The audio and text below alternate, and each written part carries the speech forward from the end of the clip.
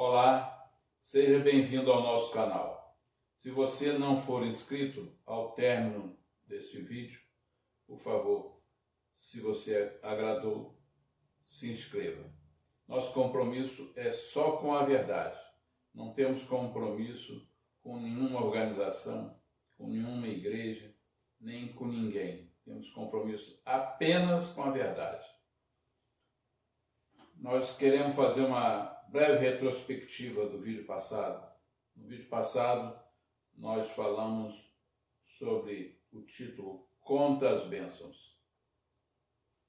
Às vezes nós passamos pela vida, pelos dias, pelos meses, pelos anos, sem observarmos as bênçãos que Deus tem reservado para nós e tem nos dado. E isso não é bom. Nós devemos ser gratos pela vida, pelo ar que respiramos, pelo alimento, pelo teto sobre a nossa cabeça, pelo sol, pela chuva, por todas as bênçãos com que o Senhor tem nos agraciado. E eu queria falar sobre uma frase do presidente David O. McKay, para nós meditarmos sobre ela. Nenhum sucesso na vida compensa o fracasso no lar. Vejam a importância do casamento. Vejam a importância da união familiar. Nenhum sucesso na vida compensa o fracasso no lar. Vamos começar vendo o que é o casamento verdadeiro, o casamento eterno, o casamento feito por Deus para o homem, o casamento que Deus fez entre Adão e Eva para toda a eternidade. Vamos ver isso. Não existe no plano de Deus casamento até que a morte vos separe. Isso faz parte da apostasia que penetrou na igreja desde o meridiano dos tempos. Vamos ver se o que eu estou falando é verdade ou não. Vamos abrir o livro, vamos abrir a Bíblia em Mateus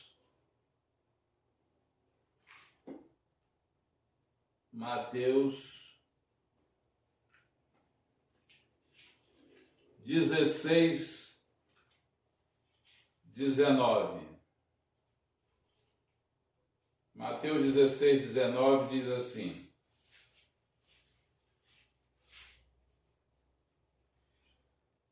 o Senhor falando para Pedro: e eu te darei as chaves do reino dos céus, e tudo que ligares na terra será ligado nos céus. Então, se Pedro, raciocinem comigo, se Pedro, como portador do sacerdócio de Deus, como presidente de sua igreja, realizasse um casamento, uma união entre um homem e uma mulher, esse casamento seria ligado também nos céus. Essa ligação entre o homem e aquela mulher que Pedro estava fazendo aqui na terra seria realizado também nos céus. Esse é o casamento que o Senhor instituiu para que um homem fosse ligado a uma mulher para toda a eternidade. Não existe outro tipo de casamento. Esse negócio de casamento, até que a morte vos separe, foi invenção dos homens. Os homens é que inventaram casamento para um tipo determinado, para um tempo determinado. Não existe nos planos de Deus casamento somente aqui para a terra. Nos planos de Deus, o casamento foi feito para toda a eternidade, essa relação entre um homem e uma mulher. Agora, tem que ser feito por alguém que tenha autoridade para tal. Não adianta alguém que não tenha autoridade realizar esse tipo de casamento.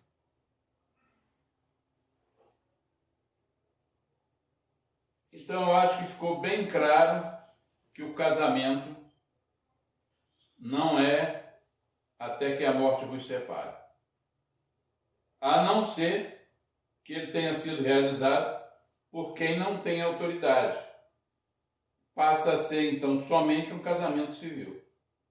Um compromisso entre um homem e uma mulher até que a morte vos separe.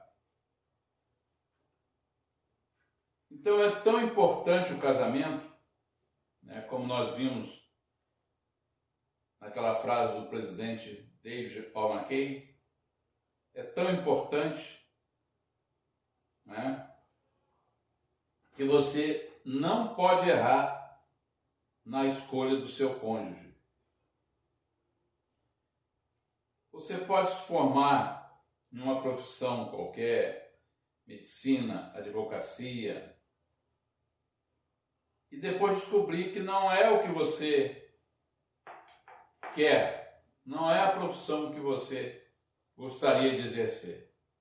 Você pode descobrir que a sua vocação é ser mecânico de automóvel. Tudo bem, você pode retroceder e trocar o seu diploma por um macacão todo sujo de graxa e as mãos lambuzadas de graxa. Você pode fazer isso.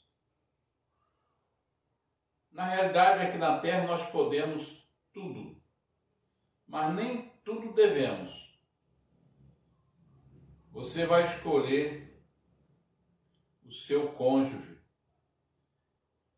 A mulher ou o homem vai escolher o seu cônjuge, seu parceiro. Que não é bom que o homem esteja só, nem a mulher. O ideal é que formem um casal. Esse é o plano de Deus.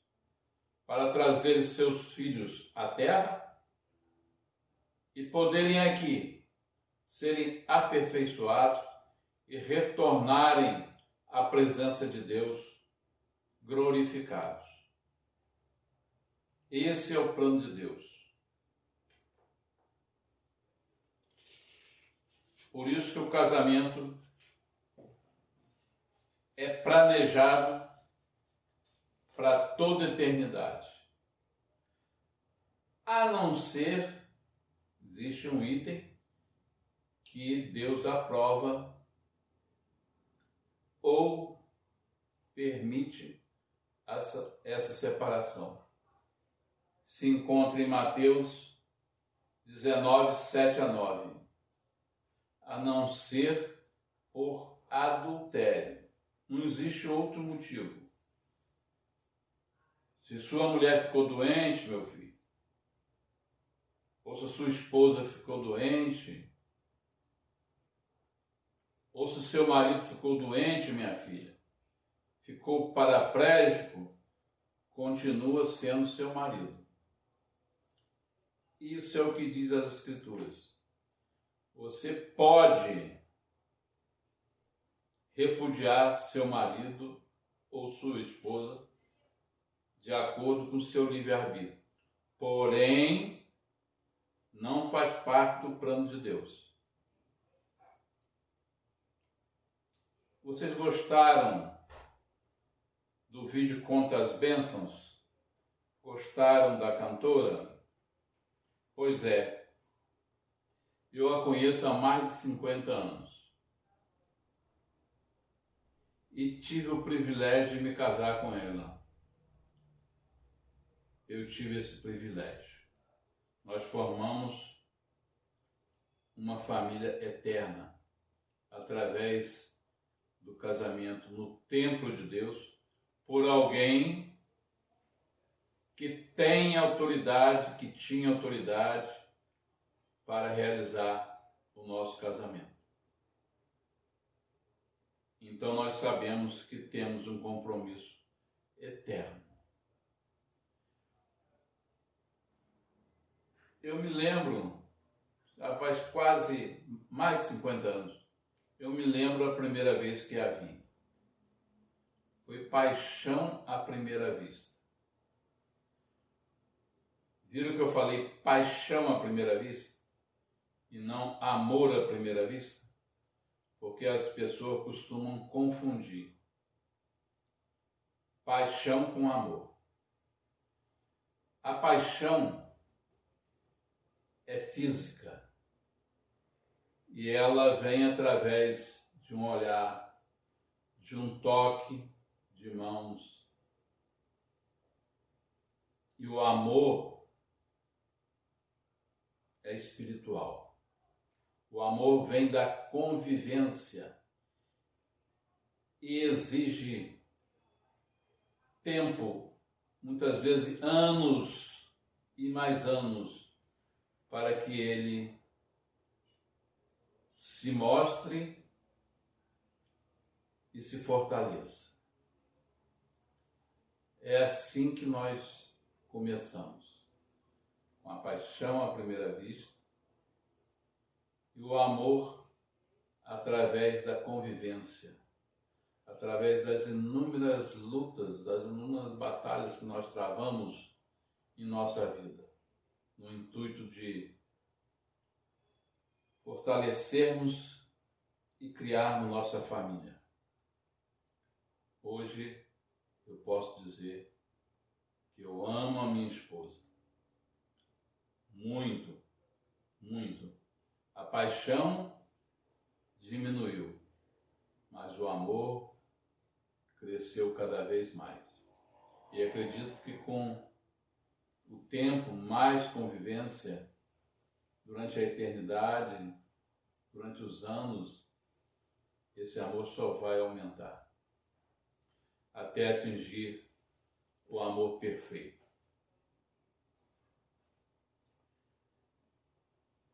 O apóstolo Paulo, em 2 Coríntios 6, 14 a 18, vamos procurar aqui, nos dá a dica como é que nós podemos começar um casamento perfeito, um casamento eterno.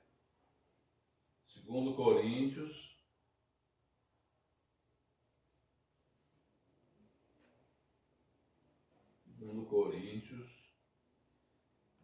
6, 14 a 18. Ele fala assim,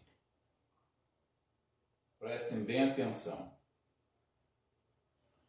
Não vos prendais a um jugo desigual com os infiéis.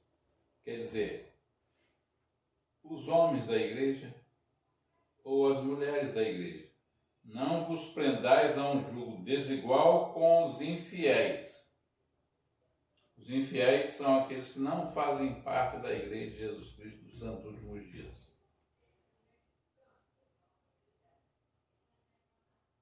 Por que a sociedade tem a justiça com a injustiça? E que comunhão tem a luz com as trevas? Vocês repararam que quando a luz chega, as trevas se afastam? Não existe comunhão entre a luz e as trevas. É impossível haver comunhão entre a luz e as trevas. E ele continua. E que concórdia há entre Cristo e Belial? Cristo é um, Belial é o demônio. Ou que parte tem o fiel com o infiel? Não tem parte nenhuma. E que consenso tem o templo de Deus com os ídolos? Porque vós sois o templo de Deus, do Deus vivente. Deus disse, neles habitarei e entre eles andarei. Eu serei o seu povo, eles serão eu serei o seu Deus, e eles serão o meu povo. Por isso saí do meio deles e apartai-vos, diz o Senhor, e não toquei nada imundo, e eu vos receberei. Olha só,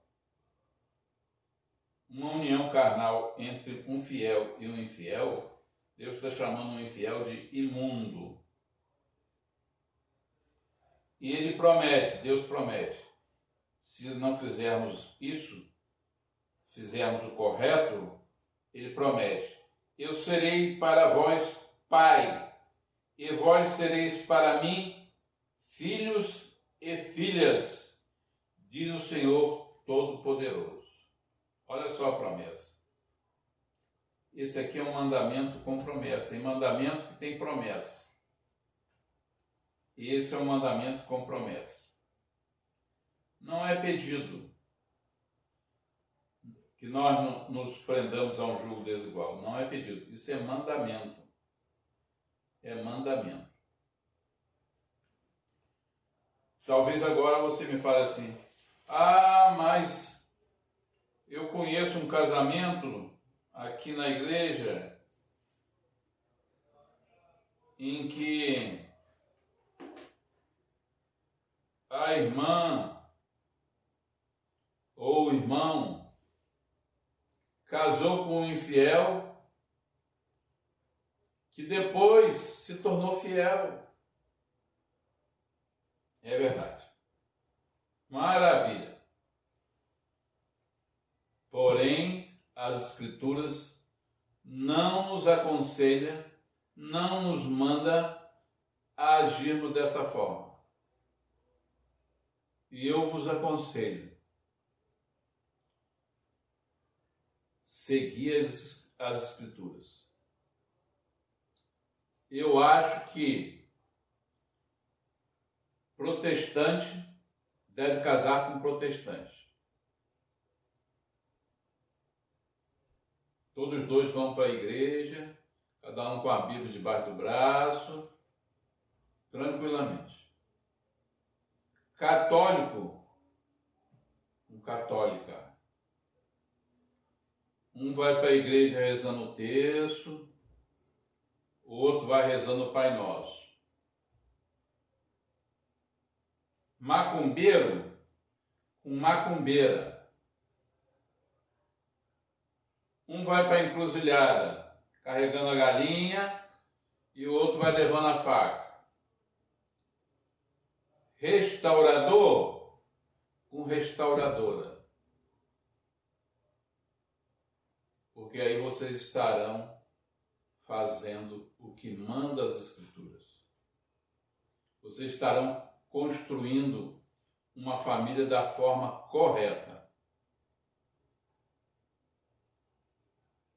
Pode dar certo você não seguir esse padrão, mas vai te trazer problema. Você vai sofrer muito. Essa é a faculdade da vida. Se você não seguir esse padrão, vai seguir a faculdade da vida.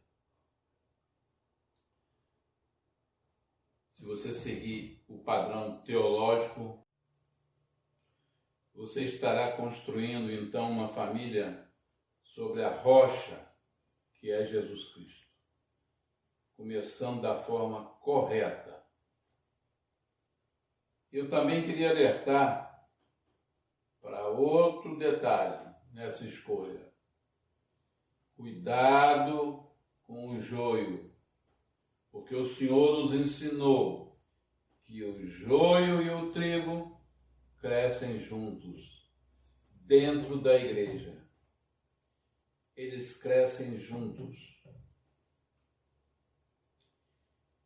E o joio geralmente está disfarçado, está camuflado de ovelha, mas não é. É um lobo feroz. Muitas vezes, até fez missão. E você vai pensar assim, mas é um missionário retornado. Outras vezes é um líder.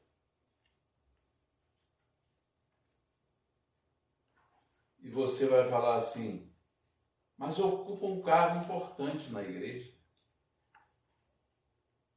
Observe se ele vive o primeiro mandamento, se ele ama a Deus acima de todas as coisas. Porque se ele amar a Deus acima de todas as coisas, ele vai cuidar de você, mesmo que haja infortúnios em sua vida. Mesmo que você adoeça e fique paraplégica ou paraplégico, o seu cônjuge, se amar a Deus acima de todas as coisas, ele vai cuidar de você. Mas se não, ele não vai cuidar. Tenha o cargo que tiver. Tenha feito o que já fez, não importa. Ele não vai cuidar de você. Se ele não amar a Deus acima de todas as coisas. Nós temos que cumprir o primeiro mandamento. Depois você observa também o tratamento dele com os pais, com os avós, com as irmãs e os irmãos,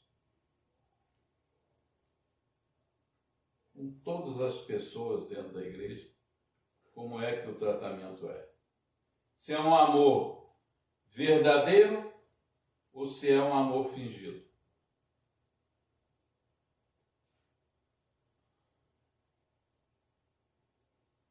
O namoro e o noivado são para essas coisas, para você observar quem é a pessoa que você está namorando ou noivando. Para você não errar, você não pode errar. Este é o Evangelho de Jesus Cristo. Ajoelhe-se e o consulte, e ele te dirigirá para o bem. Se você fizer todas essas coisas, vocês serão felizes. Não vou dizer para sempre, vou dizer para toda a eternidade. Este é o plano do Senhor. Vocês criam uma família através do casamento para receber os filhos deles aqui na terra e levá-los de volta, glorificados, à presença do nosso Pai Celestial. Este é o Evangelho de Jesus Cristo. Ele é belo, puro e verdadeiro. Eu deixo essa mensagem em nome do nosso Salvador e Redentor, o Senhor Jesus Cristo. Amém.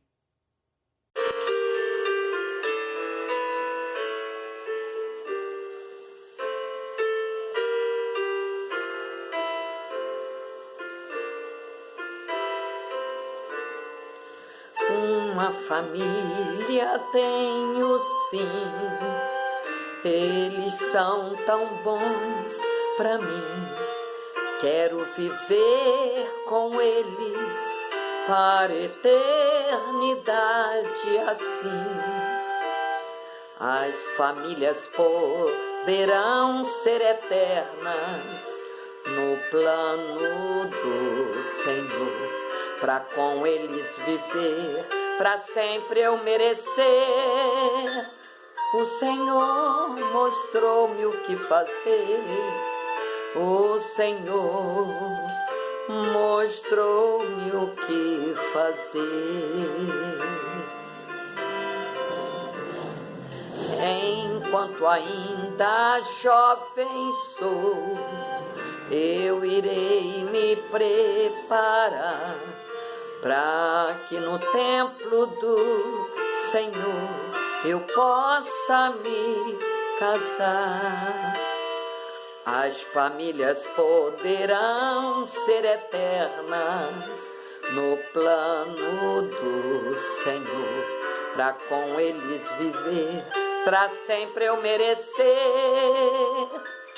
O Senhor mostrou-me o que fazer, o Senhor mostrou-me o que fazer. As famílias poderão ser eternas